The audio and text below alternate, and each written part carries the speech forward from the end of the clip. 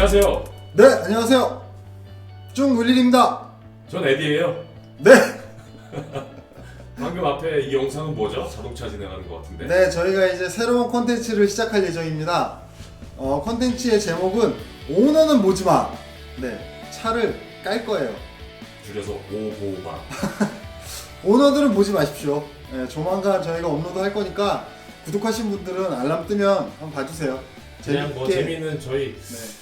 너무 자동차에 대한 전문적인 리뷰는 어차피 많으니까 우리끼리 그냥 수다 떠는 방송 내용입니다. 차에 대한 주제의 개소리 영상입니다. 네, 네, 알겠습니다. 알겠습니다. 그래서 오늘 주제는 뭐죠?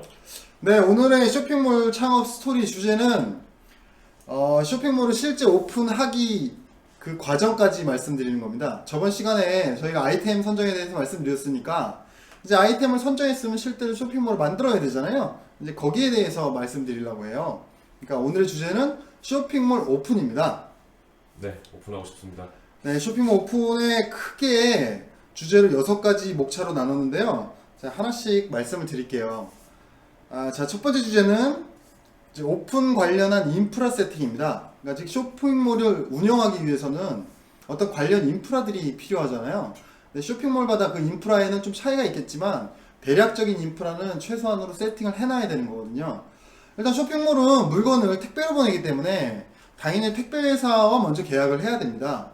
그 택배회사가 뭐가 될지는 여러분들이 선택하시면 되는데 전 개인적으로 우체국 택배 추천합니다. 왜냐하면 우체국 택배는 카드 결제가 가능합니다.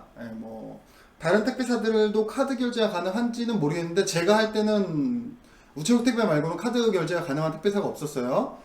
네, 어쨌든 카드 결제가 가능하면 장점이 카드 포인트를 쌓을 수 있죠. 마일리지 같은 것도 쌓을 수 있고요. 한 달에 택배비가 뭐 1,000만 원, 2,000만 원씩 나오면 마일리지가 꽤 많이 쌓여요. 저는 개인적으로 항공 마일리지가 200만 마일까지 쌓였는데 지금 뭐 70만 마일인가? 뭐 그 정도 남았습니다. 해외를 항상 마일리지로 그냥 가고 있어요. 그러니까 뭐 그런 점도 어떻게 보면 장점이 될 수 있겠죠. 그 마일리지가 아니라 뭐 다른 포인트를 쌓아도 되고요. 그리고 우체국 택배가 카드 결제가 가능한 거 말고도 장점이 하나 있는데 반품, 그러니까 고객이 환불 요청하면 이제 환불을 어느 정도 친절하게 해주는 것도 경쟁력이잖아요. 근데 우체국 택배는 아무래도 한 기업이 아니라 국가에서 운영하는 거다 보니까 이 실제 쇼핑몰 운영하는 주최하는 회사 입장에서 반품 접수를 하면 반품 접수 픽업이 상당히 잘 되는 편이에요. 그러니까 예를 들면 사기업은 뭐 예를 들면 어떤 특정 A라는 택배 회사가 있다면 그 지역마다 있는 택배 기사님들이 그 A라는 회사에 고용돼 있는 분들이 아니라 개인 사업자를 갖고 이렇게 움직이시는 분들이거든요. 지역별. 그렇죠. 그러니까 그분들도 그냥 택배는 하지만 그 브랜드에서 택배는 하지만 개인 사업자예요. 그러니까 반품 지파가 들어오면은 그 반품을 가지러 회수하러 가셔야 되는데 어떻게 보면 그게 비용이 되는 거죠. 그러니까 돈은 별로 안 되는데 어디까지 가야 되잖아요. 근데 그게 서울이나 경기도처럼 뭐 인구가 많고 그러면야 항상 그 지역에 가는 일들이 있으니까 별로 상관없을 텐데 어느 정도 이제 지방으로 이렇게 내려가다 보면 예를 들어서 내가 반품 지파를 하러 20km를 가야 되면 그거 하나 때문에 왕복 40km를 하면 그분 입장에서는 시간과 어떤 비용이 있기 때문에 빨리 반품 지파를 안 하는 거죠. 그 지역에 내가 택배 배달할 게 생길 때까지 반품 지파를 안 하러 가는 거예요. 그럴 수 있는 거죠.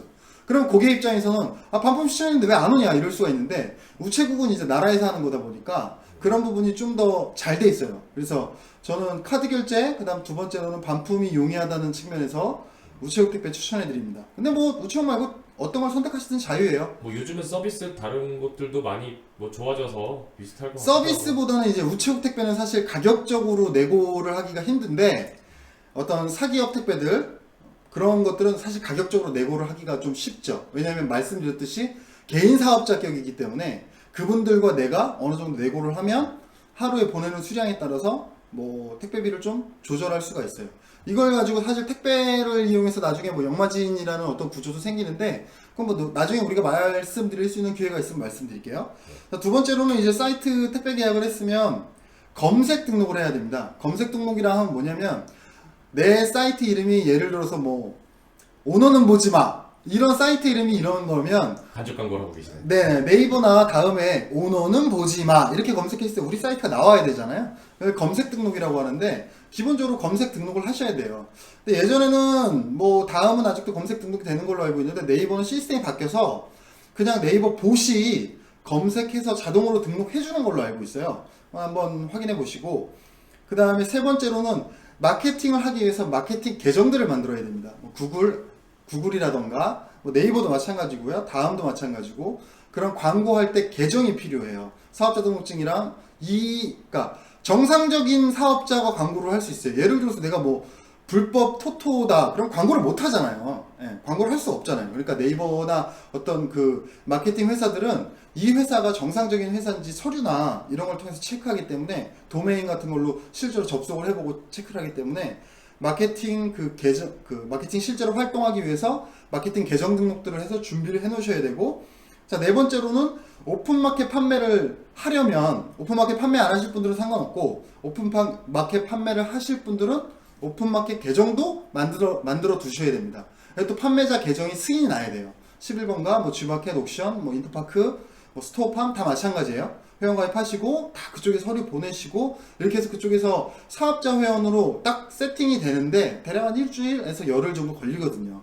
그러니까 갑자기 오늘부터 팔아야지 해서 팔 수 있는 게 아니에요. 그러니까 미리미리 준비를 하셔야 되고 다섯 번째는 포장의 패키지를 준비하셔야 됩니다. 그러니까 박스 혹은 뭐 어떤 폴리백 뭐 포장의 방법이 여러 개 있겠죠. 내가 판매하려는 물품하고 맞는 것들 박스 같은 것들도 박스에 뭐 많이들 경험하셨겠지만 주문하면 박스에 사이트 이름이랑 막 어떤 멘트들 나오죠. 그런 것들도 인쇄하려면 준비를 해야 돼요. 최소한 뭐 일주일에서 많이 걸리면 보름씩 걸리고 명절 같은 거 껴있으면 3주씩 걸릴 수 있으니까 미리미리 준비해서 박스도 미리 준비해야 되고요. 그 다음에 뭐 어느 정도 가격 비교도 해보셔야 될 거고. 우체국 택배를 이용하면 박스가 제공되거나 거기서 살 수 아니요, 전혀 그렇지 않습니다. 살 수 없나? 살 수는 없어요. 네. 알겠습니다. 살 수는 있죠. 살 수는 있죠. 살 수는 있는데 우체국 택배에서 박스를 사는 것보다는 비싸겠네. 그 박스를 전문적으로 택배 박스 하는 곳들이 굉장히 그래서 많거든요. 뭐 보면은 여러 종류 물건 파는 사이트에서 올 때가 그런 경우가 있는데 박스는 굉장히 큰데 이렇게 조그마한 막 10원짜리만한 거 하나 들어있고 그런 경우 있잖아요. 그럴 수도 있죠. 단일 품목을 판다면 자기 제품에 맞는 그렇죠. 규격의 박스를 네. 준비하면 좋겠네요. 뭐 어쨌든 그런 부분도 준비하셔야 되고요. 그게 첫 번째 주제 오픈 관련 인프라 세팅입니다. 자, 그러면 두 번째는 운영 방침 설정하는 거예요. 운영 방침 설정이란 뭐냐면 우리 쇼핑몰의 룰을 만드는 거죠. 그 룰이 있어야 그러니까 고객한테도 그 룰대로 할 수 있고 내부적으로도 직원 교육을 시키든 혹은 뭐 직원들 인수인계를 하든 그 룰을 바탕으로 할 수 있거든요.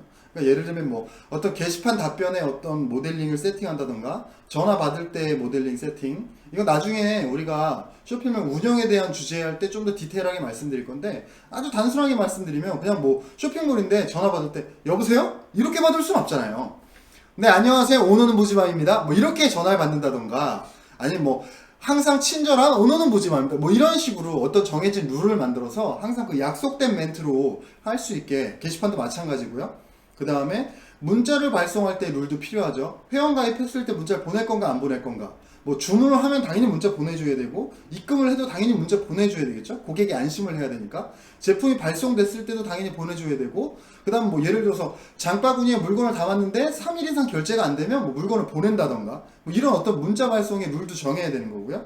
그 다음에 어떤 마케팅 메시지의 룰도 정해야 돼요. 제가 말씀드린 것처럼 뭐 생일일 때 보낸다든가 뭐 이런 식으로 그게 법적인 요건들을 지켜가면서 보내야 돼요. 마음대로 막 보내면 고객들이 고소할 수도 있으니까 민원 넣을 수도 있고 그 법적인 룰을 확인해 보시고 어떤 마케팅 문자 메시지 발송 룰을 정하시고 그 다음에 뭐 배송 엑셀 관리를 어떻게 할 것인가 룰도 정하셔야 돼요. 이거를 사실 수작업으로 고객들을 할 수는 없잖아요.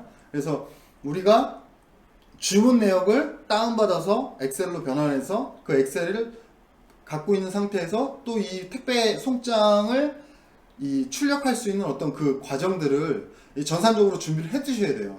이게 뭐 업체마다 좀 방법이 다른데 저 같은 경우는 아무래도 개발자 출신이다 보니까 제가 인트라넷을 따로 만들어서 사이트에서 내려받은 송장을 인트라넷에 먼저 업로드 시키고 그 다음에 재변형을 거친 다음에 그 택배 회사 업로드 하는 폼에 다시 맞춰서 재다운로드를 하고 그렇게 했었거든요. 그러니까 두 번 하는 일을 두 번 할 수 있는데 그렇게 하면 장점이 뭐냐면 쇼핑몰 내에서 제공하는 통계 말고 내 인트라넷의 데이터를 쌓기 때문에 거기서 다른 통계를 또 만들 수가 있어요.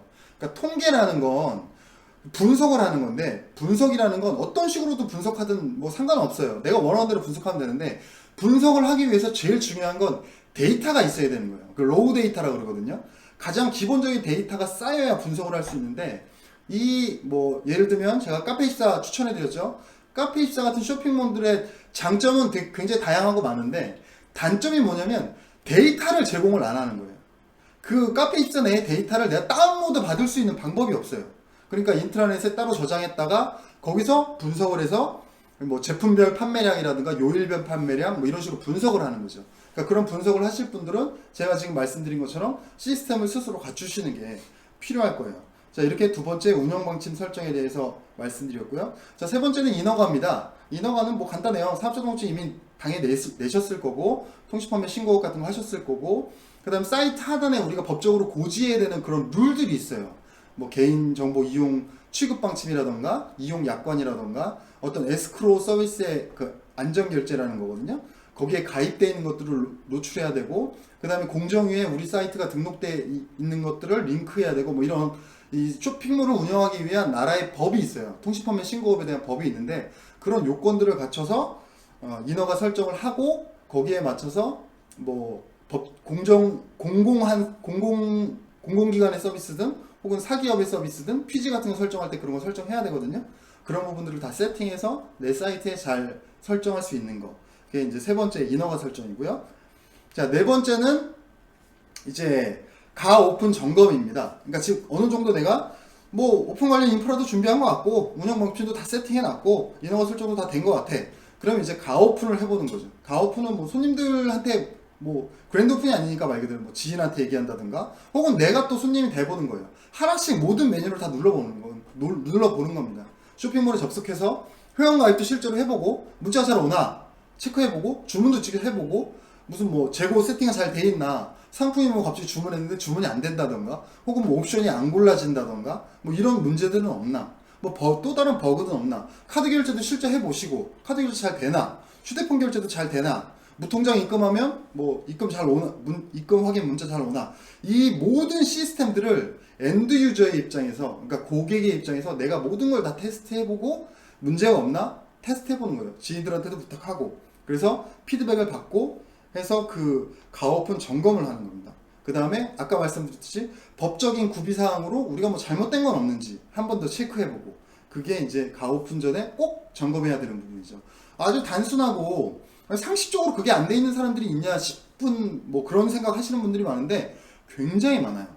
심지어 어떠냐면 네이버에서 어떤 사이트 뭐 어떤 품목에 대해서 검색을 하잖아요. 그럼 광고가 뜨잖아요. 키워드 광고. 그러면 그래 뭐 첫 번째 사이트 눌러서 보고 내가 원하는 게 없어. 두 번째 사이트를 누르면 아예 페이지가 안 뜬다던가 뭐 그 제품이 아예 없다던가 뭐 그러면 그 업체는 광고비를 지불하면서 소비자의 신뢰도 못 얻고 본인은 광고비도 지불하고 일석이조가 아니라 이거는 뭐 아니죠. 마이너스 일석이조로 하죠. 그러죠. 예. 아니 일석이조는 한 돌로 두 마리의 새를 잡는 건데 하나를 더 잃는 거. 그렇죠. 뭐라 그래야 되지? 설상가상이라 그래야 되나? 하여튼 더 안 좋은 거죠. 고객한테 신뢰도 잃는 건데 자기의 돈도 빠지니까 굉장히 안 좋은 거죠. 이런 기본적인 것들이 안 돼 있는 사이트들이 굉장히 의외로 많아요. 이런 것도 굉장히 제대로 준비하셔야 되고요. 자, 다섯 번째 뭐냐면 계속 이걸 운영할 수 있는지에 대해서 체크해 보셔야 돼요. 그게 무슨 말이냐? 우리가 오픈 때는 다들 의욕이 있고 막 열정이 있고 하니까 막 준비를 하잖아요. 근데 실제로 내가 오픈 때 준비했던 것들을 계속 꾸준히 할 수 있느냐가 중요한 거예요. 그러니까 예를 들면 아주 그런 거예요. 우리가 이 쇼핑몰 창업 스토리에 대해서 영상을 찍기 시작했죠. 영상을 찍어서 업로드를 하기 시작했어요. 근데 지금은 어쨌든 에디랑 저랑 계속 꾸준히 업데이트를 하고 있어요. 근데 어느 순간 이거 찍기 싫다. 이거 왜 하고 있냐? 이거 못하겠다. 그런 일이 생길 수 있잖아요. 그죠? 여러분들도 인생 살면서 그런 경험 많이 하셨죠? 근데 이게 사업할 때는 상식적으로 그런 사람이 있냐 싶은데 은근히 그런 사람들이 많아요. 왜냐면 이게 어쩔 수가 없는 게 품목마다 좀 다르겠지만 굉장히 피로도가 높은 품목들이 있잖아요. 예를 들면 뭐 의류 같은 것들. 그럼 사입하러 가야 되잖아요. 그럼 일주일에 2번, 3번씩 시장을 계속 가야 돼요. 그럼 사입한 옷을 계속 모델한테 입히고 촬영을 하고 그 촬영된 어떤 원본을 다시 편집해서 사이트에 또 상품 등록을 하고 이 과정이 굉장히 좀 힘든 일이거든요. 의류는 그 부분이 좀 굉장히 힘들어요. 근데 장사가 잘 되면 당연히 신나서 하겠죠. 그리고 뭐 아웃소싱은 어느 정도 이용해도 되고 내부적으로 직원을 또 고용해도 되고. 근데 어쨌든 초창기 장사가 갑자기 처음부터 잘 될 확률은 별로 높지 않잖아요. 그러면 아무래도 이 사장, 그러니까 대표가 계속 움직이면서 일을 해야 될 텐데 처음에는 열정도 있고 의욕도 있으니까 굉장히 이 오버히트 돼서 굉장히 열심히 하는데 그거를 내가 계속 꾸준히 할 수 있는지를 정말 한번 체크해 봐야 돼요. 그러니까 저는 직장을 다니니까 어떻게 보면 회사의 강압이든 어떤 문화에 의해서 흘러가지만 자영업을 하다 보면 진짜 제가 자영업 하는 친구들을 준 911을 포함해서 정말 부지런해야 돼. 그 아무도 터치를 안 하기 때문에 그렇죠? 집에서 늦잠 자도 되고 네, 오더가 안 돼 컴퓨터 한번 안 켜볼 수도 있는 거고 맞아요. 며칠 동안 그냥 보내 귀찮아 이렇게 넘길 수도 있잖아요. 그렇죠. 물건도 사이 많아. 그런 부분에서 이제 정신적인 부분인 거고 또 하나는 이제 현실적인 부분도 또 고려해 봐야 되는 거예요.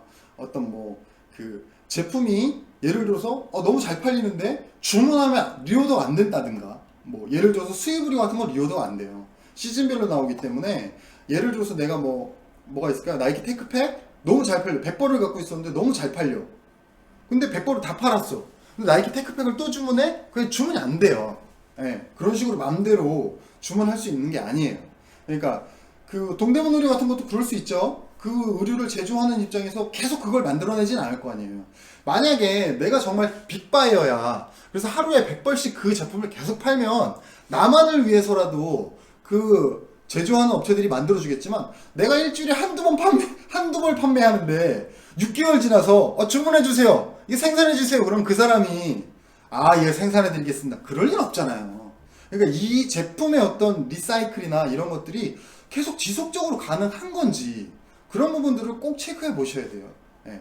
그거는 당연히 아이템 선정 때부터 체크해 봐야 되는 건데 이 가오픈 전에도 한 번 더 체크해 볼 필요가 있는 거예요. 그래서 계속 운영할 수 있는지에 대한 어떤 체크를 해야 되는 거고요.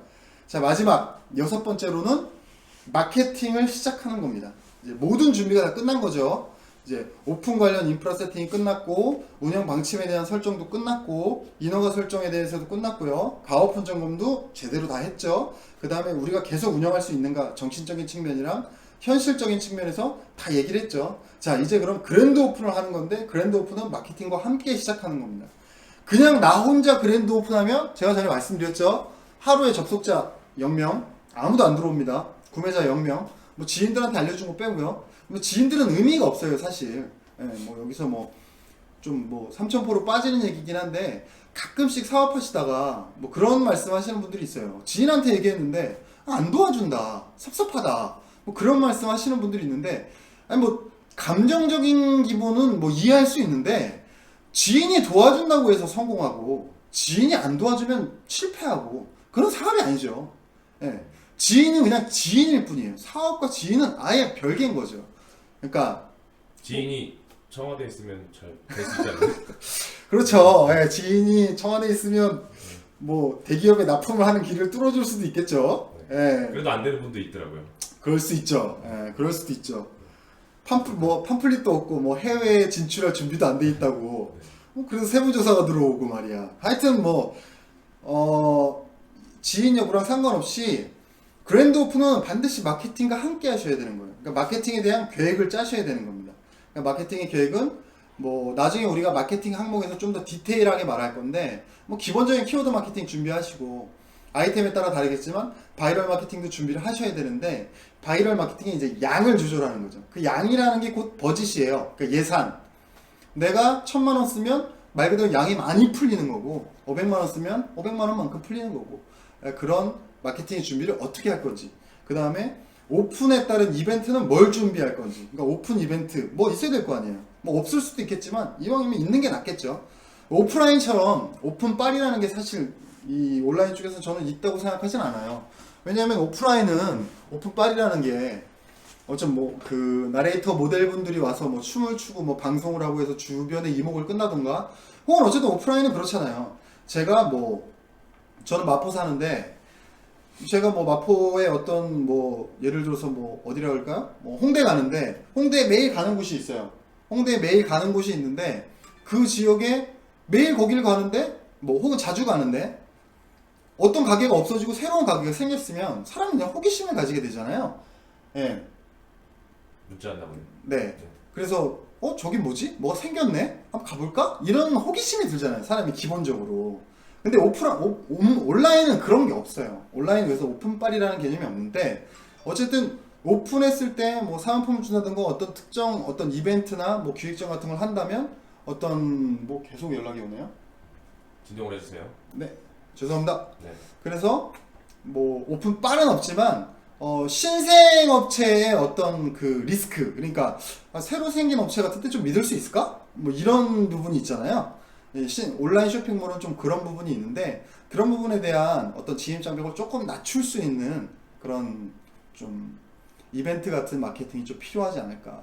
그래서 마케팅까지 세팅하는 걸로 해서 오늘은 쇼핑몰 오픈에 대한 주제로 말씀을 드렸습니다. 굉장히 단순하고 뭐 들으신 분들이 굉장히 뻔하다고 생각하실 것 같은데 의외로 이런 부분에 있어서 준비가 안 되는 경우들이 굉장히 많아요. 그리고 항상 말씀드리지만 이제 나 혼자만 체크하고 나 혼자만 점검하지 마시고 반드시 주변 분들의 피드백을 얻는 게 좋아요.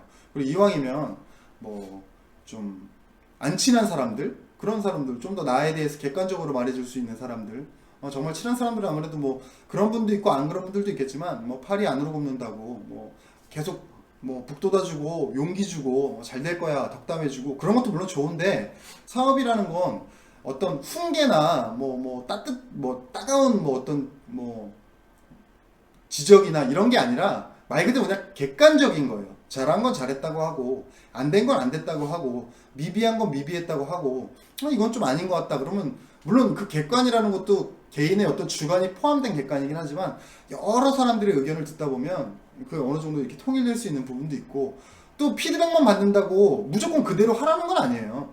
사업이라는 건 그 오너의 주관이나 어떤 오너의 방향도 굉장히 중요하기 때문에 피드백을 받았을 때 나랑 좀 의견이 다른데? 그러면 이건 과감하게 그냥 내 의견대로 가자.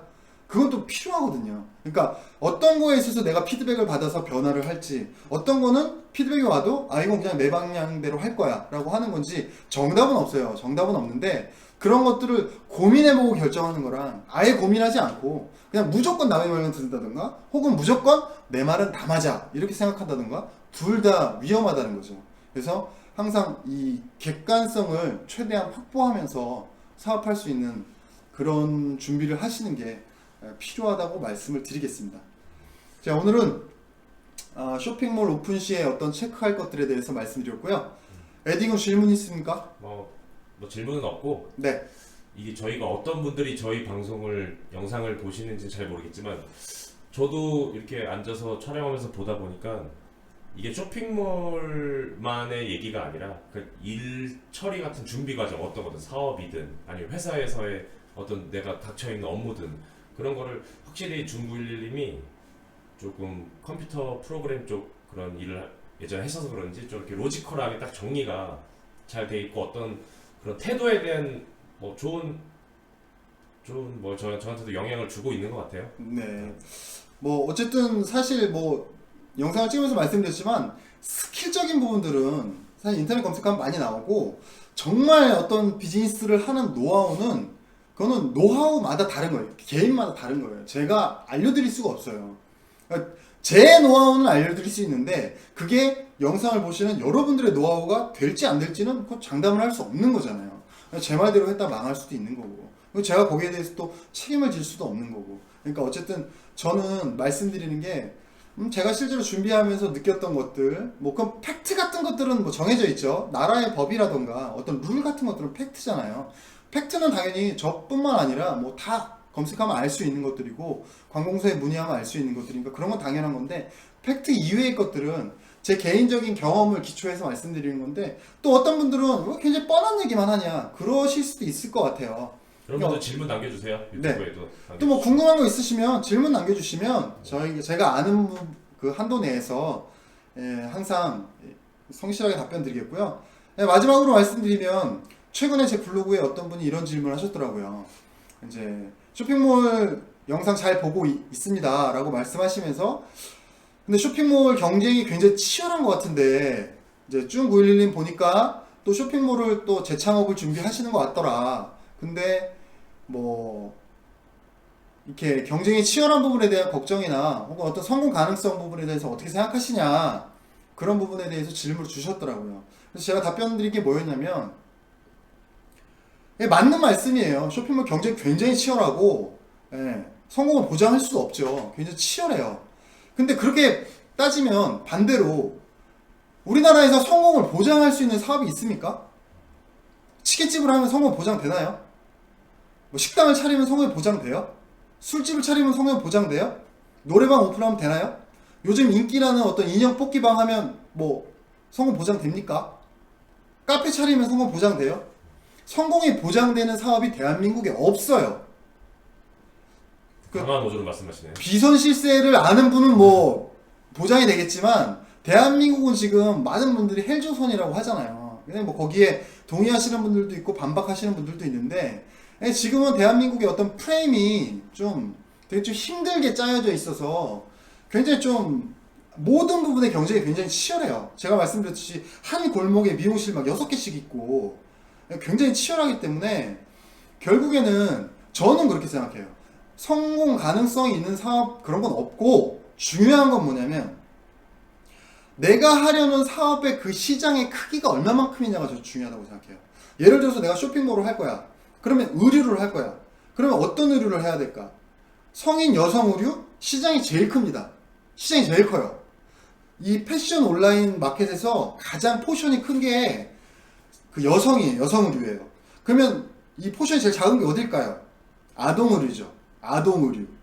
왜냐면 아동 의류 자체가 생산 자체를 많이 안 해요.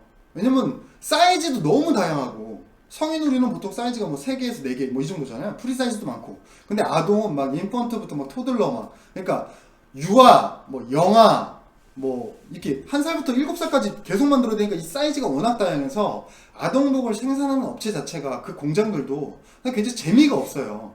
판매량이 많지 않은데 사이즈는 다양하니까 재고 관리가 굉장히 힘들고 그렇기 때문에 아동 쇼핑몰 자체의 시장이 작아요.